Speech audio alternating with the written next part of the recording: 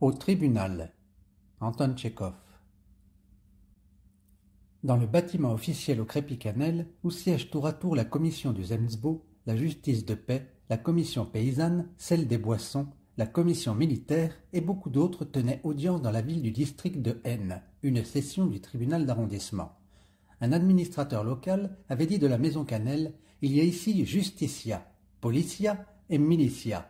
On se croirait à un institut de demoiselles nobles. » Mais apparemment, selon le dicton qu'un enfant confié à cette bonne perd les yeux, cette maison frappe le nouveau venu, non fonctionnaire, et l'oppresse, par son aspect triste de caserne, sa vétusté et le manque absolu de tout confort, tant extérieur qu'intérieur. Même par les plus lumineuses journées de printemps, la maison Canel semble couverte d'une ombre épaisse, et, dans les claires nuits de lune, lorsque fondus dans une ombre uniforme, les arbres et les petites maisons des habitants sont plongés dans un doux sommeil, la maison officielle, seule, se dresse laide et inopportune, comme un lourd rocher au-dessus d'un modeste paysage. Elle en gâte l'harmonie générale et ne dort jamais, comme si elle ne pouvait pas oublier les lourds souvenirs des fautes passées et rester impunie. Au-dedans, elle a l'air d'une grange on ne peut moins attrayante. Il est étrange que tous ces élégants procureurs, ces membres des commissions, ces maréchaux de la noblesse, qui font chez eux des scènes pour la moindre émanation de vapeur ou la plus petite tache sur le parquet, supportent ici des ventilateurs bourdonnants, l'odeur répugnante des résines de fumigation et des murs perpétuellement sales et suintants. L'audience s'ouvrit vers 10 heures. On procéda immédiatement au débat avec une remarquable hâte. Les affaires filaient les unes après les autres et se terminaient vite comme une messe basse, en sorte qu'aucune intelligence n'aurait pu se faire une impression complète, succincte de la masse des visages, des mouvements, des propos et des discours, des malheurs, des vérités et des mensonges qui coulaient là, comme de l'eau de crue. Jusqu'à 2 heures, on avait expédié beaucoup de besognes. 2 soldats avaient été condamnés aux travaux publics.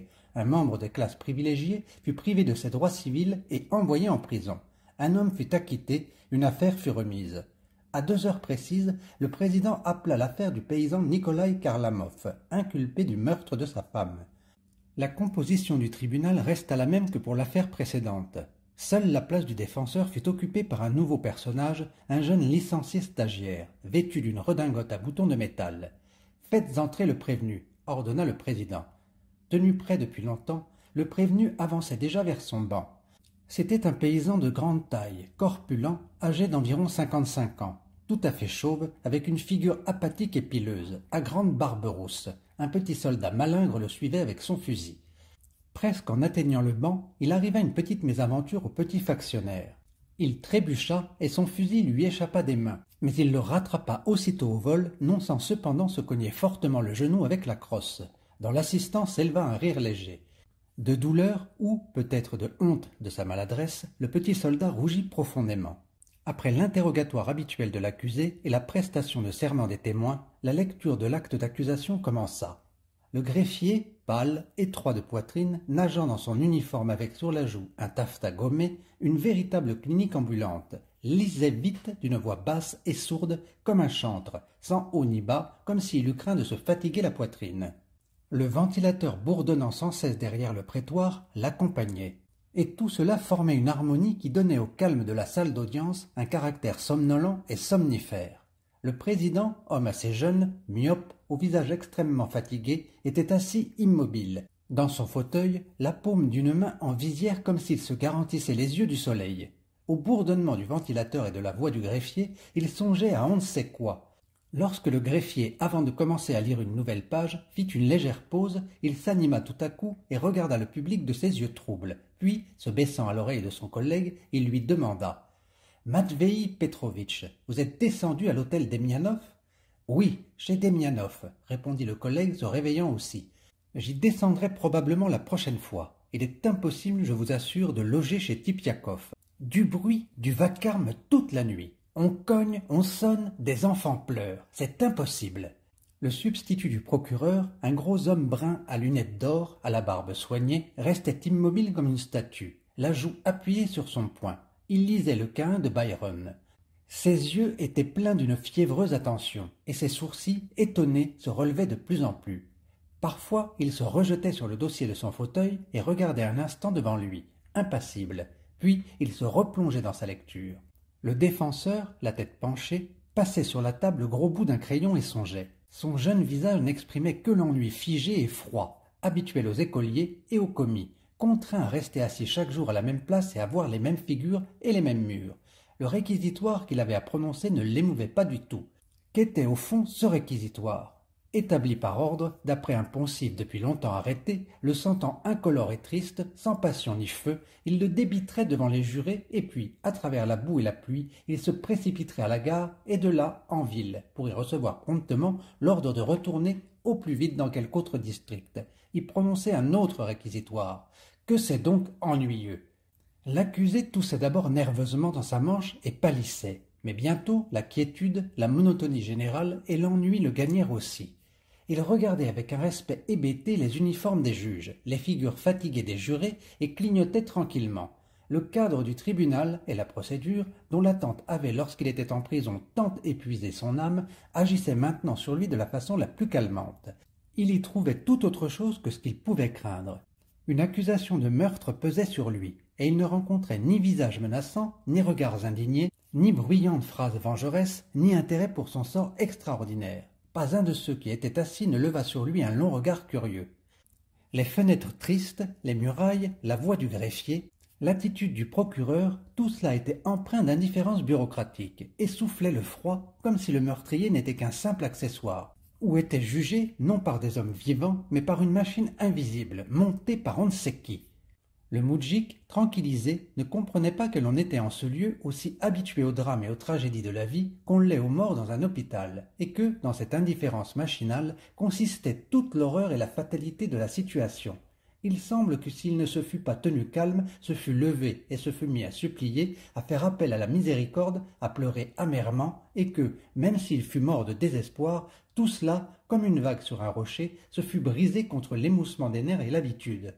Quand le greffier eut fini, le président se mit, on ne sait pourquoi, à lisser le drap de la table devant lui, regardant longtemps l'accusé de ses yeux mi-clos, puis lui demanda, tournant nonchalamment la langue. « Accusé, vous reconnaissez-vous coupable d'avoir tué votre femme le 9 juin au soir ?»« Nullement, répondit l'accusé en se levant et retenant sa capote sur sa poitrine. Le tribunal procéda rapidement après cela à l'audition des témoins. On entendit 2 femmes, 5 moudjiks et le garde rural qui avait fait l'enquête. Tous, couverts de boue, fatigués par la route à pied et l'attente dans la chambre des témoins, tristes et sombres, ils déposèrent la même chose. Ils déposèrent que Kharlamov vivait bien avec sa vieille, comme chacun faisait. Il ne la battait que lorsqu'il s'enivrait, et le 9 juin, au coucher du soleil, la vieille fut trouvée dans l'entrée de l'isba, le crâne brisé.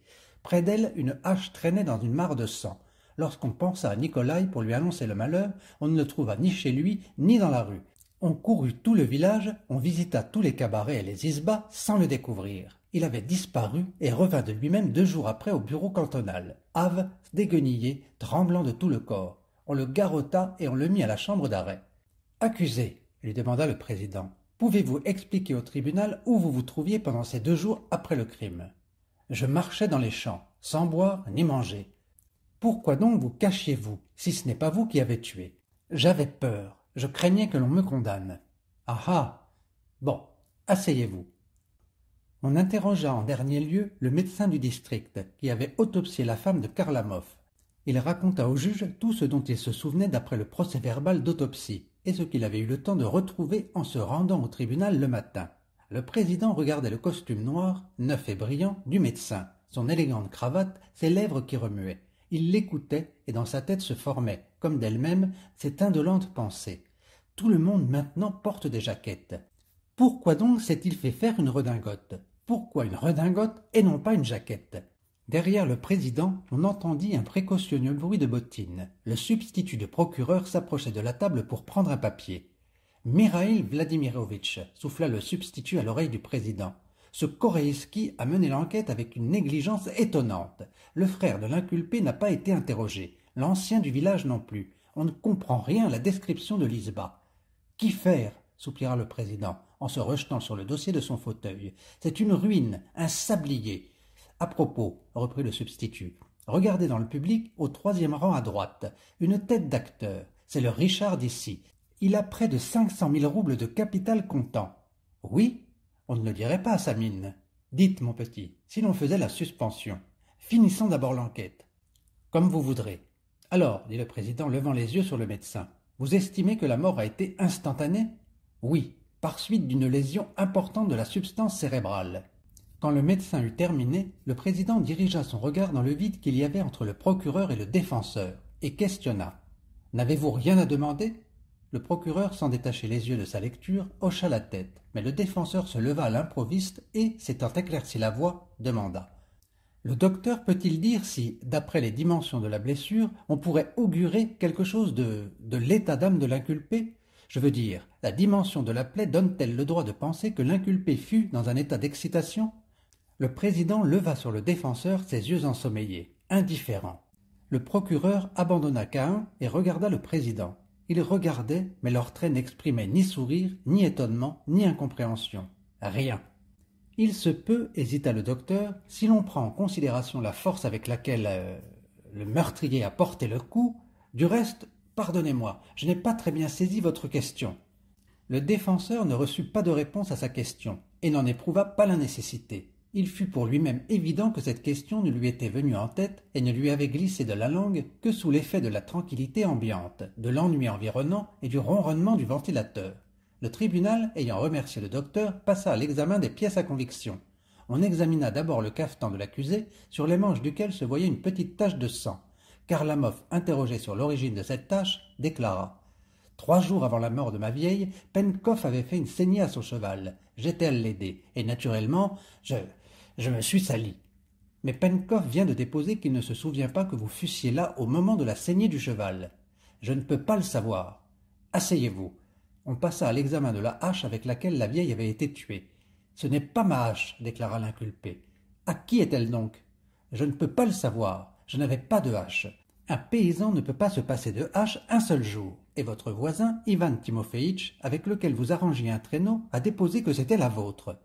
Je ne peux pas le savoir, mais je peux dire comme devant Dieu, Kharlamov étendit le bras devant lui et écarta les doigts. Je peux dire comme devant le vrai Créateur que je ne sais pas depuis combien de temps je n'avais plus de hache. J'en avais une pareille, un peu plus petite je crois, mais mon fils Prokhor l'a perdue. 2 ans avant de partir pour son service, il alla faire du bois, s'enivra avec les gars et la perdit. Bon, asseyez-vous. Cette incrédulité systématique et la volonté de ne pas écouter offensaient et exaspéraient apparemment Kharlamov. Il se mit à cligner des yeux et des taches rouges apparurent sur ses pommettes. « Je l'affirme comme devant Dieu, » continua-t-il en allongeant le cou. « Si vous ne me croyez pas, veuillez le demander à mon fils. Prochka, Prochka, demanda-t-il soudain d'une voix rude, en se tournant brusquement vers le factionnaire. Où est l'hache? Où? Ce fut un pénible instant. Chacun parut se tasser et se rapetisser. Dans toutes les têtes qui se trouvaient dans la salle passa, comme un éclair, une même terrible pensée, la pensée d'une fatale coïncidence, et nul n'osa regarder la figure du soldat. Nul n'en voulait croire sa pensée. On supposait qu'il y avait un malentendu. « Accusé !» s'empressa de dire le président. « Il est interdit de parler aux factionnaires. » Personne ne voyait la figure du factionnaire, et l'angoisse passa dans la salle comme masquée. L'huissier se leva doucement et sortit sur la pointe des pieds, en balançant le bras. Une demi-minute après, on entendit des pas sourds et les bruits accoutumés pour la relève des sentinelles. Tout le monde leva la tête et, comme si de rien n'était, on continua l'affaire.